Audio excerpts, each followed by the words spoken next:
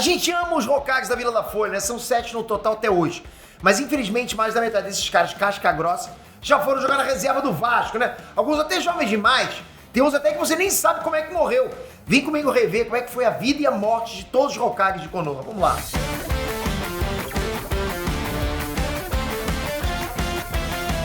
Inestrante. Peter aqui.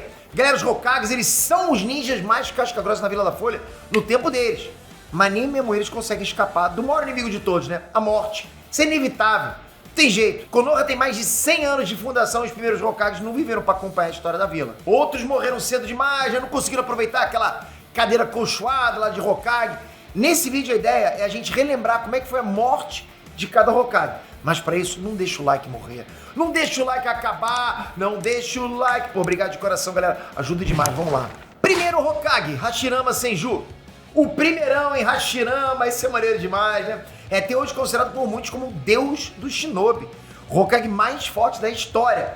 Mas, para além de Mega Ultra Blaster, poderoso Master Faca, o Hashirama era também um dos caras mais gente fina da história inteira. Sempre querendo alcançar paz, você para. É o tipo do cara que você queria trocar ideia num bar, chama pra um bar, né? Abre um leitinho, um Nesquik. Pô, é bom demais tu curtir com um cara assim, né? O cara nasceu e cresceu na era dos estados combatentes. Era só treta pesada e cabulosa acontecendo ao redor dele. Mas isso nunca fez ele desistir de querer alcançar a paz.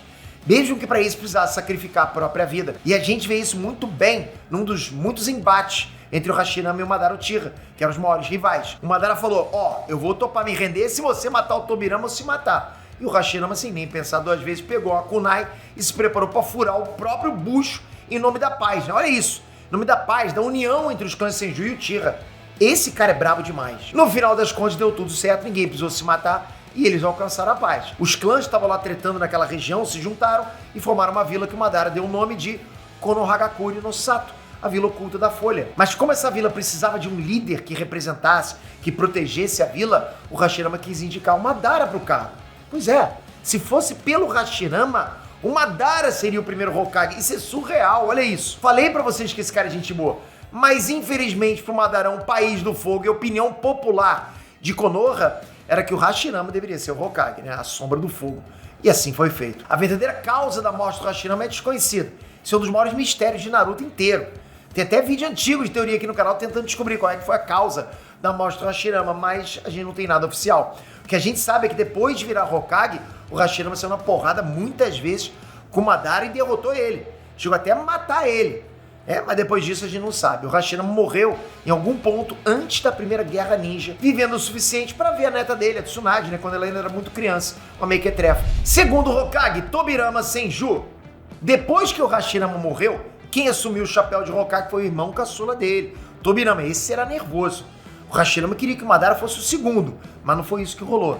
O Tobirama estava junto do Hashirama durante a construção da vila e ele também lutou para alcançar a paz, mesmo que ele fosse bem mais ranzinza, bem mais mente fechado que o irmão dele. Esse era mais complicado. Esse cara ele tem um legado no mundo ninja como um todo, ele deixou a marca dele, entende?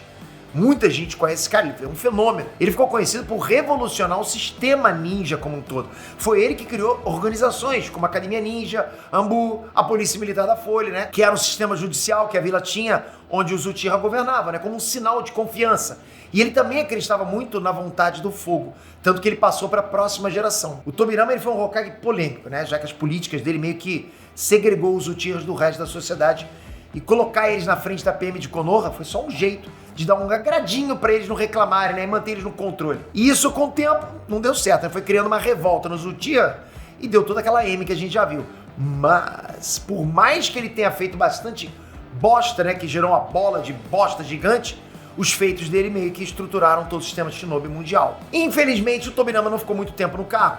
Ele não ficou muito mais do que um ano no cargo, só pra vocês terem noção. Na primeira guerra ninja, o time do Tobirama ficou cercado por 20 ninjas de elite da Vila da Nuvem, a Força Kinkaku. O Tobirama sacou que o único jeito de qualquer um deles sair dali vivo era alguém ser uma isca e se sacrificar. Então ele escolhe se sacrificar depois de ter escolhido a dedo um dos alunos para ser o terceiro Hokage. Terceiro Hokage, Hiruzen Sarutobi.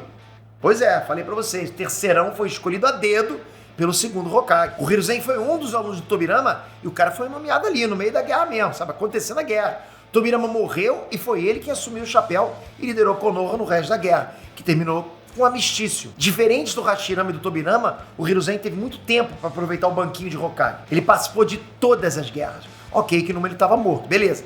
Geral na vila gostava do Hiruzen. Pô, o cara era amado por todo mundo. Ele sempre foi visto como esse vovô carismático, sabe? Aquele vovô fofinho. E ele realmente era. Mas eu vou falar pra vocês, ok? O governo do Hiruzen não foi só flores, não. Pelo contrário.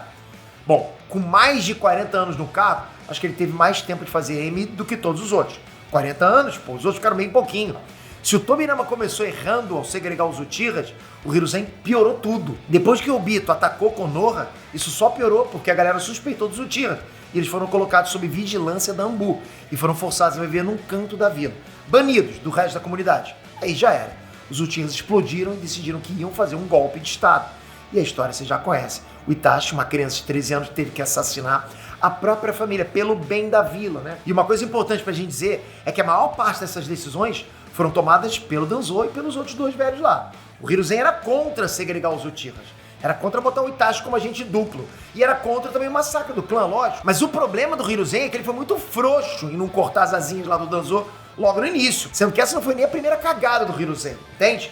Faltou muito pulso forte ali do Hiruzen lidar com o Danzo e isso simplesmente causou uma das maiores tragédias do mundo ninja, que é o massacre dos Uchihas. E antes disso ele não tinha tido pulso forte também com o Orochimaru, que estava sequestrando crianças e adultos para fazer aqueles experimentos desumanos dele, né? Uma porrada de gente morreu nas mãos do Orochimaru e ele simplesmente deixou o Orochi fugir, porque o Hiruzen não conseguiu ir contra o querido aluno dele. Fora outras polêmicas. E por não ter dado um jeito no Orochimaru antes, o karma veio. Anos depois, durante os exames Chunin, Orochimaru se infiltrou em Konoha disfarçado de Kazekage e liderou um ataque da Vila da Areia e da Vila do Som contra a Folha. E aí, depois de uma luta muito extensa, muito longa, o Hiruzen morreu usando o jutsu do ceifeiro para selar os braços do Orochimaru, sacrificando para impedir que o Orochimaru voltasse a usar o jutsu. Quarto Hokage, Minato Namikaze. Vamos voltar um pouquinho no tempo agora, ok? No final da Terceira Guerra Ninja, o Hiruzen estava ligado que precisava parar com tanta violência e trazer a paz de volta. Ele sabia disso. Ele queria fazer um tratado com a Vila da Pedra para colocar um fim no derramamento de sangue. Só que o Danzo, o cara encrenqueiro, não curtia essa ideia, porque vários ninjas de Konoha morreram para ganhar aquela guerra. O Hiruzen, mesmo sabendo que muita gente não ia gostar, resolveu assumir a responsa por essas peças e largou o cargo de Hokage. Ele tinha alguns nomes para o cargo: Fugaku Uchiha, Orochimaru e Jiraiya. No final das contas, ele escolheu o aluno do aluno dele, Minato Namikaze. O Minato já era conhecido no mundo todo como um herói de guerra, o relâmpago amarelo da Folha. Ele era conhecido por derrotar pelotões, né, dezenas de ninjas sozinhos ao mesmo tempo, só se teleportando lá entre eles usando o Hirashin no Jutsu. As ordens eram claras: se você se encontrar com o Minato no campo de batalha, mete o pé, sai fora, você vai morrer enfrentando ele. Todo mundo tinha essa consciência, entende? Infelizmente, o governo do Minato foi bem curtinho, nem durou um ano, pra você ter noção. O negócio complicou quando a esposa dele, a Kushina, ficou grávida. Ela era a Jinchuriki do Nove Rabos, né? Então tiveram que fazer um parto especial fora da vila para não dar rolo, imagina isso, né? Mas nem adiantou, porque o Obito sequestrou a Kushina e soltou a raposa no meio da vila. O Minato teve que meter as caras, teve que se meter, não teve jeito. Ele teve que segurar a Kurama e dar um pau no Obito. E ele conseguiu. O cara é liso demais, galera. Ele fez tudo ao mesmo tempo. Para dar um jeito no Kurama, ele selou o bicho dentro do filhote dele, o Naruto. Só que antes disso, o Kurama tentou pegar o Naruto, mas o Minato e a Kushina se jogaram na frente pra proteger o neném. Foi forte, essa cena foi tensa pra caramba. Foi de cortar o coração ver a Kushina se despedindo do Naruto. Pô, a galera, essa dói até de lembrar, né? Daí o Minato usou o jutsu do ceifeiro pra selar metade do Kurama no Naruto e a outra metade nele mesmo, levando os dois pro mundo dos mortos. E esse foi o fim de todos os Hokages que morreram. Tanto a quinta, o sexto e o sétimo estão vivões até hoje.